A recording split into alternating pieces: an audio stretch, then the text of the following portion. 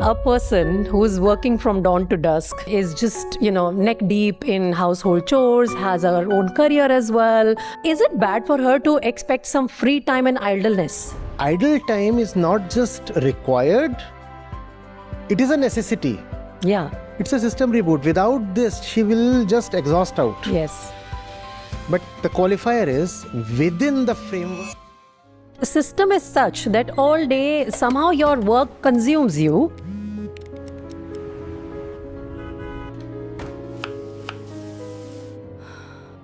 Work will consume you. There is another paradigm in which work actually. Why can't work be so alluring that you demand neither recovery nor remuneration? Why can't work be a love affair? Why can't entire life be a love affair? Why must we put up with things? Why must things be of a nature that requires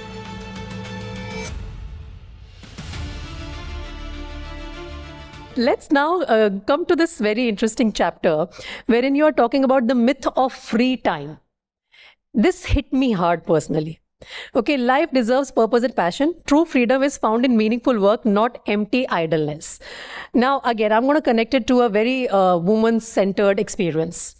A person who's working from dawn to dusk is just, neck deep in household chores, has her own career as well, a lot of responsibilities of the elderlies in the house and, everything. Is it bad for her to expect some free time and idleness? not bad for her? Within her own paradigm, within the framework of her existing life, idle time is not just required, it is a necessity. Yeah. It is a necessity. System reboot. It's a system reboot. Without this, she will just exhaust out. Yes. But the qualifier is within the framework of her life.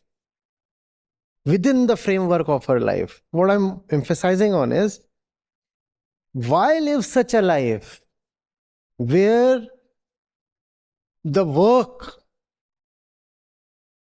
requires compensation in form of recovery time?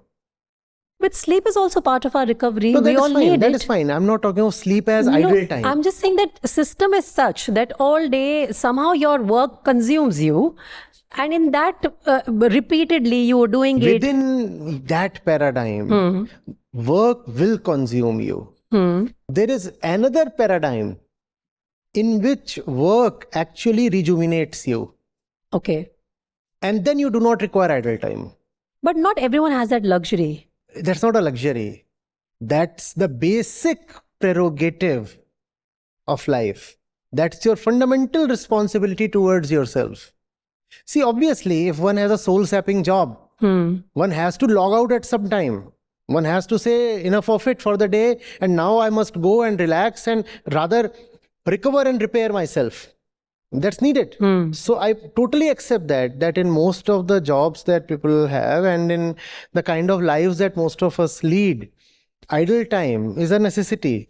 What I'm asking rather is, why must we lead that kind of a life? Why can't work be so alluring that you demand neither recovery nor remuneration? Why can't work be such that you can work even without salary and That's tricky. and say, I'm prepared to pay for working here. I'm prepared to pay for having this kind of a work. It's another question. Where would I'm you going pay? to assume I didn't listen that. I didn't hear that one. So I mean, just trying to take things to that extent to drive a point. But please understand. If can I live from the heart, and if I can live from the heart, do I require remuneration? Do I require recovery? Yes, recovery might be needed in the physical sense. I mean, I'm a tennis player. Obviously, I can't keep playing 5 hours every day. So in that sense, recovery might be needed. But would I ever be inwardly tired if I am leading the right life and I have submitted myself to the right mission? Would I ever be inwardly fatigued and just fed up of everything? No, I would never log out. In that sense, it would be a punishment to not work. I would not look forward to Sundays. I would not try to have offs or holidays. Hmm? No, I'm not blaming those who take offs or enjoy their holidays. No, no, no.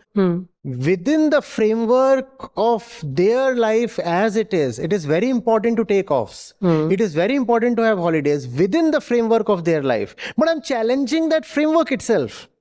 Why have such a life? Why have such a life? Why have that kind of a work that makes it important for you to leave the office and swipe the card and say, I'm out, I'm off, I'm done for the day.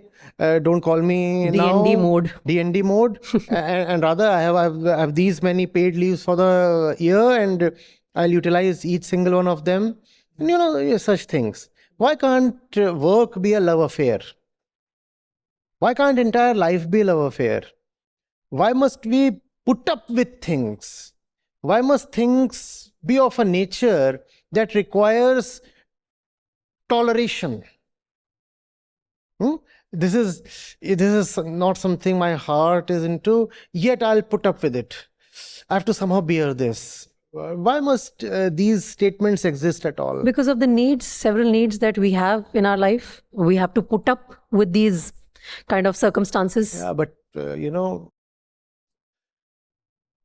thin line between a genuine need and a borrowed need, a real need versus a desire, that line is the output of self-observation.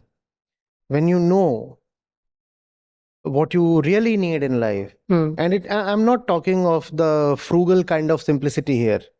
I'm not saying one must live on 1/10 of her salary because that's what wisdom and spirituality are about. No, none of that. We all have real needs, but have we identified them?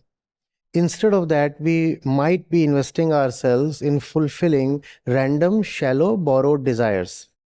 And to fulfill those desires, then we need to slog and hustle. I feel that we corporate slaves are in a race to accumulate. To accumulate for what? Just to fit into the structures that are around us. Like I see a lot of competition. Let's say, it's summer break. Everyone is putting up Instagram stories that we are going on holidays to this country or that state or whatever. Immediately there is a sense of competition that, oh, I'm sitting at home. I'm missing out on the bus or the train or the aeroplane. Right. That sense of being left behind. When you hear someone, oh, I bought a new 3 BHK in so and so society apartment complex or whatever, you feel that, oh my God, I just have one. What am I leaving for my children? So this race of accumulation, is it something that is holding us back from truly identifying what we need? It's not really first thing the race for accumulation. It is a race away from oneself, because I do not know a thing about myself and my real needs.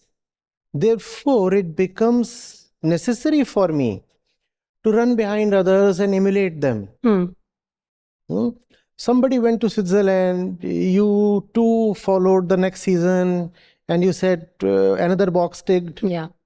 Isn't it important to be honest and ask, what am I getting out of this? What am I getting out of this?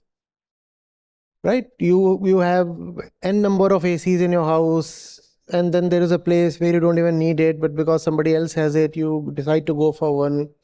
Or cars, or whatever the normal corporate person strives for. So it's an inner darkness, which means that you follow every point source of light that you see anywhere. It's almost like, you are must have happened with you sometime, or you would have heard of it. On a dark highway, you find your headlights are gone. What do you do then? Trust your instinct. You want to follow some other vehicle. Yeah, follow the line on the road maybe. Yeah, or follow the line on the road. Or it's like you tag behind that vehicle, other vehicle. Yeah. So because you don't have your own lights, so you have to follow someone else. Wow. You don't have your own lights, so you follow someone else. The problem then is not accumulation. The problem then is those headlights, and they are not faulty. Just that you have been taught that it's all right to follow others. The switch is here. You might be safe, yeah. The dashboard is there. Put them on, put the lights on, and drive your own car, your own way, your own route. It's a fascinating topic, Acharya Ji. Before we wrap up this discussion, I want you to give the viewer like a takeaway from this discussion. What should they take away from this discussion? How to reach out? Of course, the book is the answer, no doubt about it, definitely. But how to reach out for that button on the dashboard, which you are missing so far? Be sensitive to your own condition. You're following that goddamn truck, right? You're getting nothing out of it and you know it. Just be honest and admit it. We all are a big pile of grief within. We just have found defense mechanisms to distract ourselves from our real condition. The fact is, we're not joyful. We are not all right. We know that. That's why we need so much entertainment. No?